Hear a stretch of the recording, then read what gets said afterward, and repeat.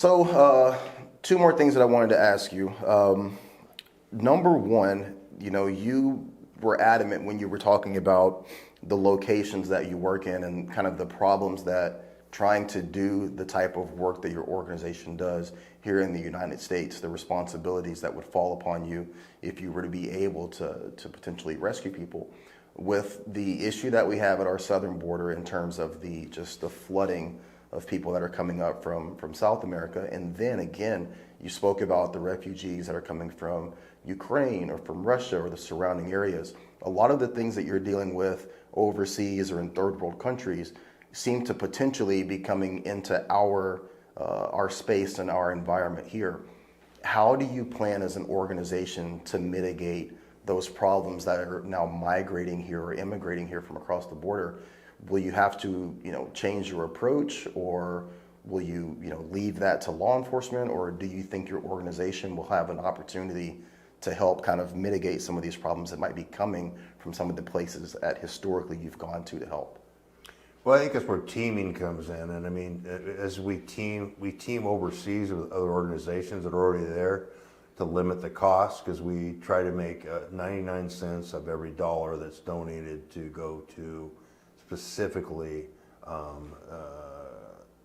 the victims in our programs, and we've been very successful at that. But in the U.S., I think that teaming is going to become even more important because we'll want to focus on the border entry points and teaming with NGO organizations that are already there that maybe have the funding to and the housing to house these women. Because, like I said a little while ago, rescuing the women is one thing. The hard part is taking care of them long term. It's a long term commitment. I don't want to compare the women to children in any way, but it's like raising a child. I mean, once you have a child, you're responsible for that child the rest of their life. And once you take in someone that has been that victimized as these women have been, I mean, it's your responsibility the rest of your life. You can't just say, well, I rescued you, good luck, go have a good time. I mean, you have to bring them back to make them feel whole again and give them opportunity to feel whole again so they don't fall back into that trap because of the victimization that they had. And the reason I say that is because one of the challenges is, country D, for example, when women cross the border from country C into country D and they're moved by a trafficker, they're put into a brothel. And in that brothel, the first day a man comes in and says, I'm your buddy, I'm going to take care of you, I'm going to be like your father you've never had. And 2 hours later, a man comes in and beats him for a half hour. And then that man comes back in and I said, I'm sorry, I didn't mean for him to come in and do that. I don't know what was wrong with him. I'm going to be your best friend. I'm going to take care of you. Let's get some bandages on you. And then 2 hours later, a man comes in and rapes her. And then 6 hours later, another man comes in and rapes her. And then 3 days later, they're totally submissive and they're left in there for a week and healed up, and they'll do whatever the trafficker wants them to do.